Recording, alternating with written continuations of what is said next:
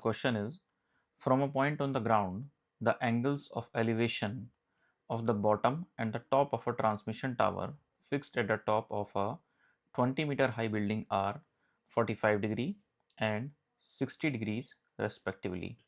Find the height of the tower.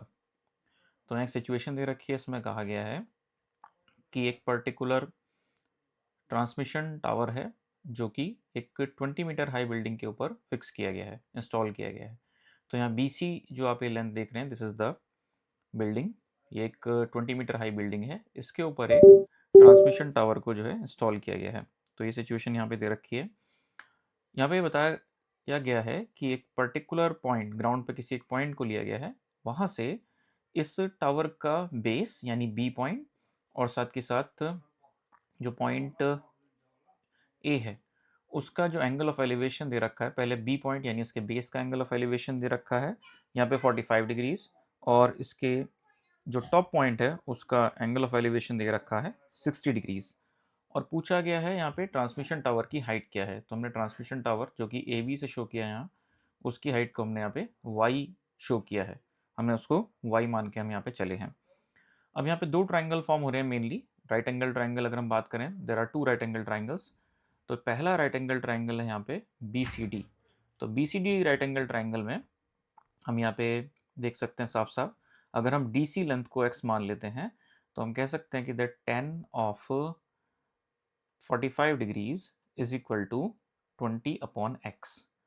तो यहाँ से हम जो है निकाल सकते हैं, 1045 होता है 1, so 1 equals to 20 upon X. तो यहाँ से हम निकाल सकते हैं x इक्वल्स टू 20। तो यहाँ पे x की वैल्यू 20 मीटर से निकल आती है। फिर उसके बाद हमें निकालना है y। तो उसके लिए हम ट्राइंगल चूज करेंगे, in triangle A C D.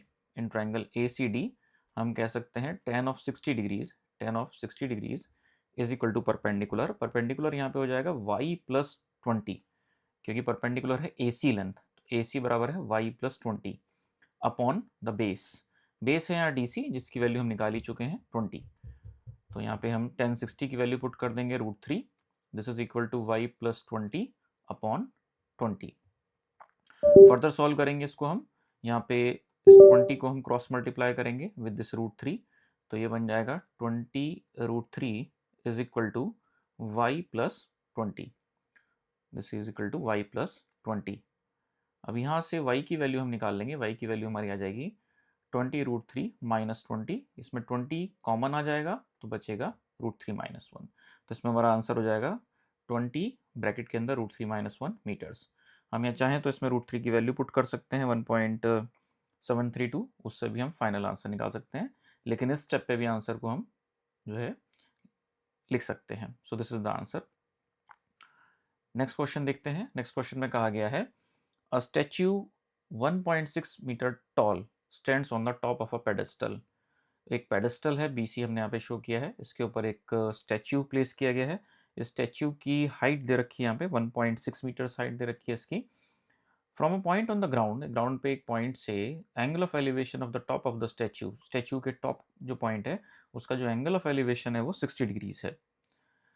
And from the same point, उसी पॉइंट से the angle of elevation of the top of the pedestal, angle of elevation of the top of the pedestal is 45 degree. यहाँ पे होगा top की बजाय top of the pedestal.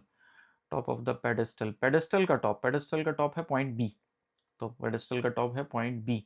तो point B का जो एंगल ऑफ एलिवेशन है वो दे रखा है 45 डिग्रीज। पूछा गया height of the pedestal, H पूछा गया है हमें यहाँ पे। तो यहाँ हम एक काम कर सकते हैं, यहाँ पे इस पॉइंट को कहते हैं D, this is point D. D C को हम मान लेते हैं एक्स। तो डी सी को हमने एक्स मान लिया। सबसे पहले ट्राइंगल बी सी डी लेते हैं। यहाँ पे हमने सबसे पहले बी सी डी ट्राइंगल लिया। रिलेट कर रहे हैं हम परपेंडिकुलर और बेस को। तो हम यहाँ पे लिख सकते हैं this triangle tan of 45 degrees is equal to H upon X. tan 45 की वैल्यू होती है 1, so 1 is equal to H upon x, या हम कह सकते हैं h is equal to X. तो ये हमारी होगी इक्वेशन नंबर 1। अब उसके बाद हम ट्राइंगल ए सी डी को चूज करेंगे। We choose the triangle A C D. तो यहाँ पे हम दूसरा ट्राइंगल ले लेते हैं, इसमें 90 डिग्री एंगल फॉर्म हो रहा है। तो ये है हमारा ट्राइंगल ए सी डी। तो इस ट्राइंगल में एंगल है 60 डिग्री, तो हम लिखेंगे tan 60 is equal to perpendicular. तो परपेंडिकुलर हो जाएगा यहाँ 1.6 प्लस एच। और बेस है हमारा x, तो हमने यहाँ लिख दिया x। तो यहाँ से हमारा ये आ जाएगा x tan 60 degrees is equal to 1.6 plus h। अब हम कह सकते हैं फ्रॉम इक्वेशन वन में h और x बराबर हैं, तो यहाँ पे x के प्लेस पे h रख सकते हैं हम। तो ये जाएगा h tan 60 degrees is equal to 1.6 plus h। अब हम यहाँ पे इस h को लेफ्ट हैंड साइड में ले जाएंगे और tan 60 की वैल्यू होती है √3, तो यहाँ पे हम लिख देंगे h √3 minus h is equal to 1.6। इसमें h कॉमन आ जाएगा, ब्रैकेट में बचेगा हमारा √3 minus 1, this is equal to 1.6। तो यहाँ से हम कह सकते हैं, नेक्स्ट स्लाइड ले लेते हैं इसके लिए हम, यहाँ से हम कह सकते हैं h √3 माइनस 1, इसको हम कॉपी कर लेते हैं, दिस इज इक्वल टू 1.6। तो इसका मतलब h की वैल्यू आ जाएगी 1.6 अपॉन √3 माइनस 1। इसको सिंप्लीफाई करने के लिए हम इसके कॉन्जुगेट से मल्टीप्लाई कर देंगे, √3 1 से और कॉन्जुगेट से डिवाइड कर देंगे, तो यह आ जाएगा, यानी न्यूमरेटर और डिनोमिनेटर दोनों को हमने √3 प्लस 1 से मल्टीप्लाई कर दिया, तो यहाँ पे हमारा आ जाएगा 1.6 ब्रैकेट √3 प्लस 1, और ये बन जाएगा फॉर्मूला ए स्क्वायर माइनस बी स्क्वायर, यानी √3 का स्क्वायर माइनस 1 का स्क्वायर। √3 का स्क्वायर होगा 3, 3 माइनस 1 इज 2, तो ये जाएगा 1.6 डिवाइडेड बाई 2, और ब्रैकेट के अंदर √3 प्लस 1, 1.6 डिवाइडेड बाई 2, ये वैल्यू निकल के आएगी हमारी 0.8। सो 0.8 ब्रैकेट √3 प्लस 1, ये हमारी हाइट आ जाएगी of the particular pedestal. Height of the pedestal हमारी इस तरह से निकल आएगी। सो this is the answer. So this is the answer. Next question देख लेते हैं। Next question, question number 9। Question number 9 में कहा गया है the angle of elevation of the top of a building from the foot of the tower is 30 degrees and the angle of elevation of the top of the tower from the foot of the building is 60 degrees. If the tower is 50 meter high, find the height of the building. तो यहाँ दो objects की बात की गई है, दो constructions की बात की गई है। पहला एक बिल्डिंग है और एक टावर है। तो यहाँ पे जो हाइट दे रखी है वो टावर की दे रखी है। फॉर एग्जांपल ए बी जो है हमारा टावर है, जिसकी हाइट जो है 50 मीटर दे रखी है। पूछा गया बिल्डिंग की हाइट, तो बिल्डिंग की हाइट अननोन है, उसको हमने एच लिख लिया है। तो सी डी जो है बिल्डिंग है और इसकी हाइट को हमने एच शो किया है। क्वेश्चन में ये बताया गया है कि जो बिल्डिंग के बेस से टावर के जो टॉप पॉइंट का जो एंगल ऑफ एलिवेशन है वो 60 डिग्रीज है, और जो हमारा टावर है उसके बेस से बिल्डिंग का जो टॉप पॉइंट है यानी सी पॉइंट जो है उसका एंगल ऑफ एलिवेशन 30 डिग्रीज दिया गया है। पूछा गया है height of the building, H की वैल्यू पूछी गई है। तो यहाँ सबसे पहले हम ट्राइंगल्स आइडेंटिफाई करते हैं। दो राइट एंगल ट्राइंगल बन रहे हैं हमारे। तो पहला राइट एंगल ट्राइंगल हमारा इसमें बन रहा है ट्राइंगल ए बी डी। तो ट्राइंगल ए बी डी में हम कह सकते हैं दैट tan 60 डिग्रीज, tan 60 की वैल्यू बराबर हो जाएगी 50, यानी height upon perpendicular upon base. Base अपना रहा है डी बी, इसको हमने x मान लिया, let it is x।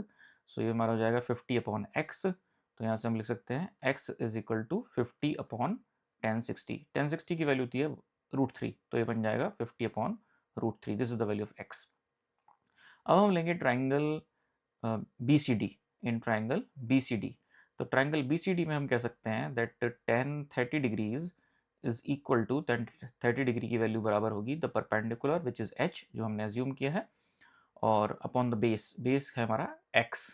x की वैल्यू इक्वेशन 1 से हम पुट कर सकते हैं यहाँ पे। तो यहाँ पे नेक्स्ट स्टेप में हम x की वैल्यू पुट कर देंगे, तो ये हो जाएगी 50 upon √3। This is the value of x, ये हमने यहाँ पे पुट कर दी। और tan 30 होता है 1 अपॉन √3।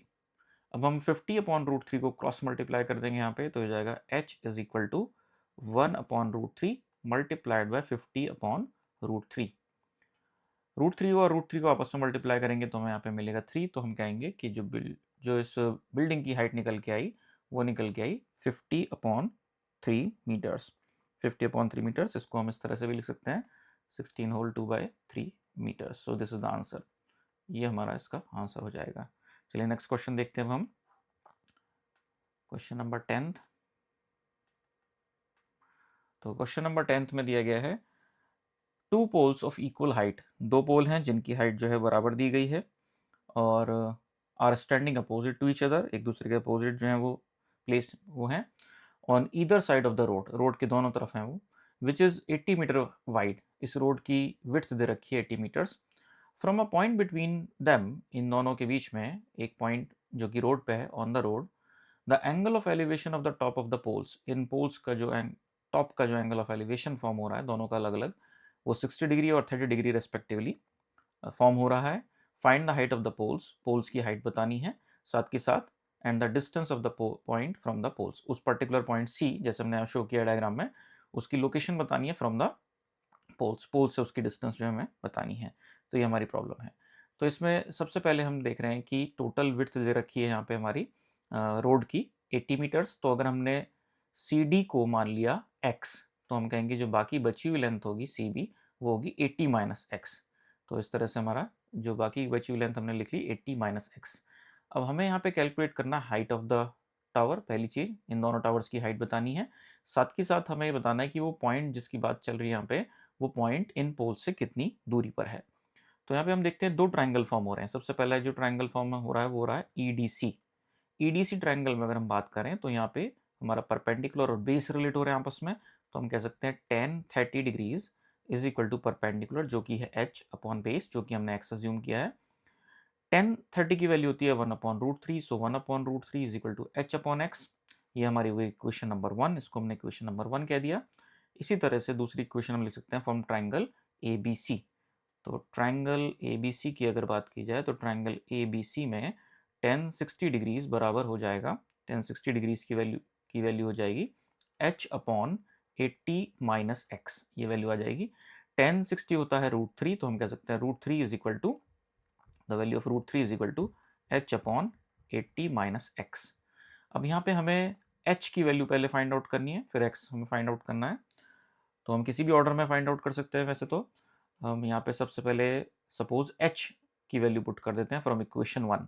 इक्वेशन 1 से, इस इक्वेशन से हम कह सकते हैं कि that h is equal to X upon √3। तो h की ये वैल्यू हम पुट कर देंगे इन इक्वेशन नंबर 2। तो यहाँ से हम लिख सकते हैं √3 इज इक्वल टू एच के प्लेस पे हमने रख दिया न्यूमरेटर में x अपॉन √3, और डिनोमिनेटर में ऑलरेडी है हमारा 80 माइनस एक्स, इसको हमने क्रॉस मल्टीप्लाई कर लिया in the left hand side. Next slide ले लेते हैं इसके लिए।